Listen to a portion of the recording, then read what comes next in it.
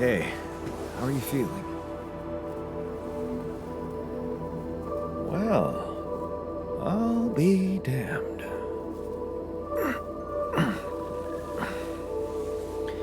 You okay? Surprisingly okay. Especially considering what I'm seeing. Very clearly. Good. Do you, remember your name? Of course. But...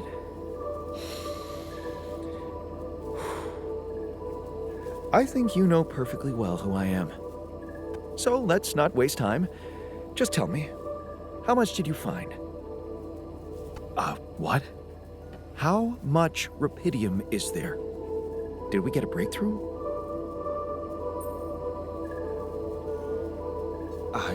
Yeah, you bet. There's a lot of it.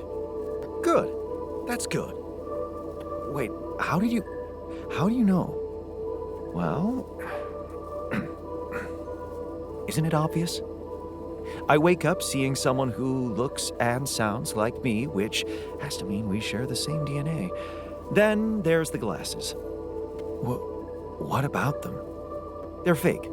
Probably just manufactured to make me feel more like myself, but completely unnecessary otherwise, because here I am with perfectly good eyesight in the womb module, which can only lead to one conclusion: that my body was created to replicate someone who doesn't wear glasses.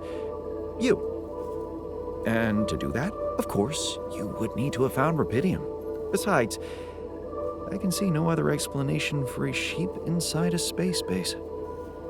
Correct me if I'm wrong. Wow, you're right. It's impressive. I did create you out of my DNA. We're not identical, of course. I can see you're not as quick to process information. And that's the interesting part. Yeah. Our bodies are the same, but our minds are not. I needed a scientist on board. But there's always a scientist on board. So, what went wrong? The old crew is gone. They're all dead. That's why I needed to alter myself into different versions. With the use of the quantum computer on board and something called mind records. Oh, I see. A recalculated mind based on an infinite amount of variables to contain the desired consciousness in a biological vessel. That actually sounds plausible. So, what do you need from me now?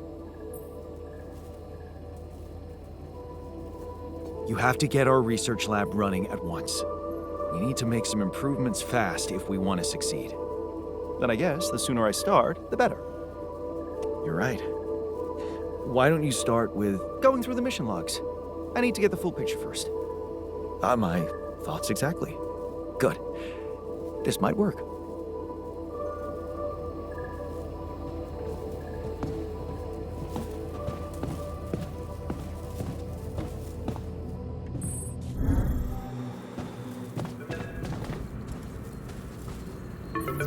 Hello? Jan Dolsky. Finally. I've been impatient to meet you. Yeah, sure. You that big fish Lucas was mumbling about? Terrence Maxwell. But yes, I am both his and your superior at mining operations. First of all, my heartfelt condolences. Losing the whole crew must have been hard on you. Not really. Barely knew them. Well, we are all grief-stricken down here. But also excited and proud of what you have achieved. I hope you grasp the significance of your discovery. So, do people know I found rupidium? We're keeping the news within a very limited circle. It's only wise for the time being.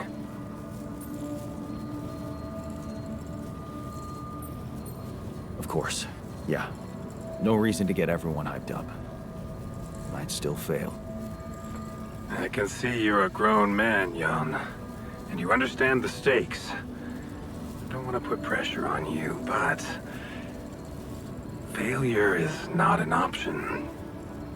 That's why you had me create my altars? You'd rather let me lose my mind than lose the Rapidium? It was a long shot, I admit. But we were saving both.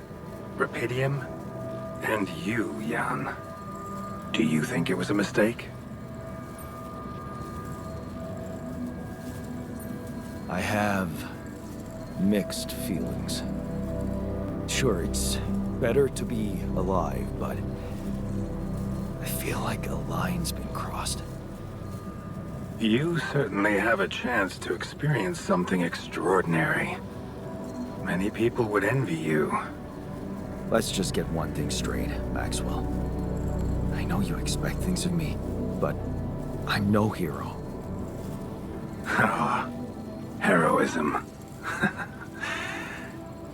Are you familiar with the works of Albert Camus?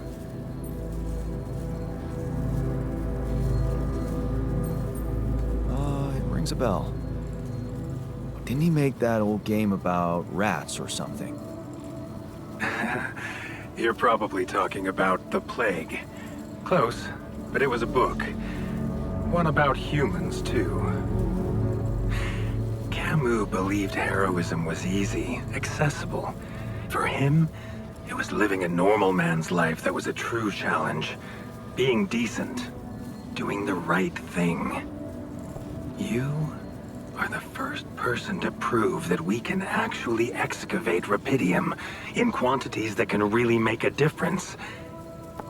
A dream the biggest corporations have been chasing for over a decade now. Constantly failing. You say you're not a hero? Well, maybe I don't need you to be one. Maybe you should just carry on being a decent man, Jan Dulski. Well, that doesn't sound so bad. Thanks. Of course, I would lie to you if I said your work is done. You've probably noticed how different Rapidium looks in reality than on the training materials they showed you. Why is that? It changes form constantly. Its chemical structure is so volatile that it is almost impossible to capture two particles in the same state. A fleeting substance. Spectacular. But also very unstable. So, you're afraid the Rapidium I found might not withstand the journey? I know it won't. That's why we came up with a special container for it. An ark. You mean like a box? A hermetic module dedicated specifically to storing and transporting Rapidium. We have blueprints for it. Lucas should send the necessary data over to you by the time we finish talking. Constructing a Rapidium ark should be your primary focus now. Sounds like a big task. I should get to it straight away. It is a big task, Jan. But it's worth every effort. I hope you realize the gravity of the moment. I thought you said you didn't want to put pressure on me. You're right. Lucas said you had questions. Is there anything you'd like to ask me?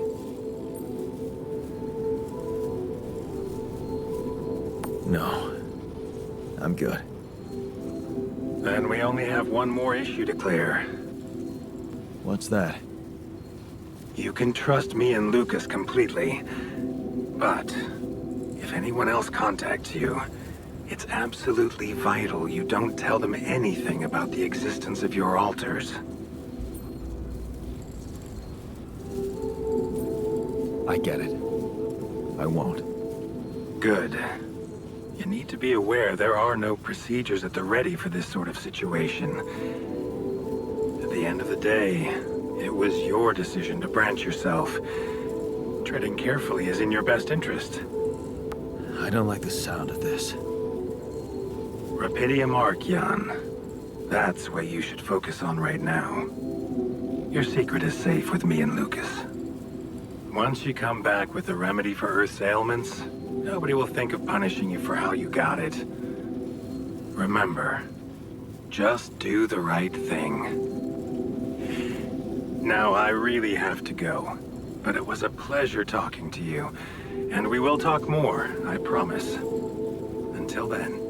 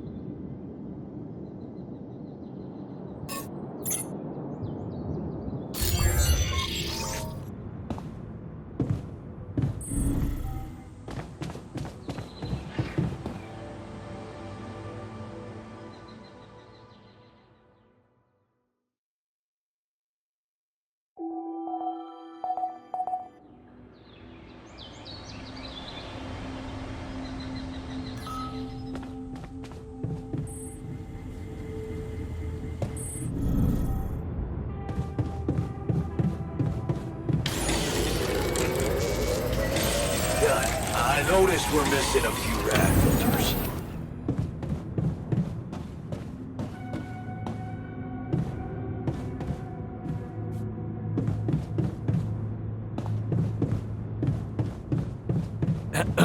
Jan, we're...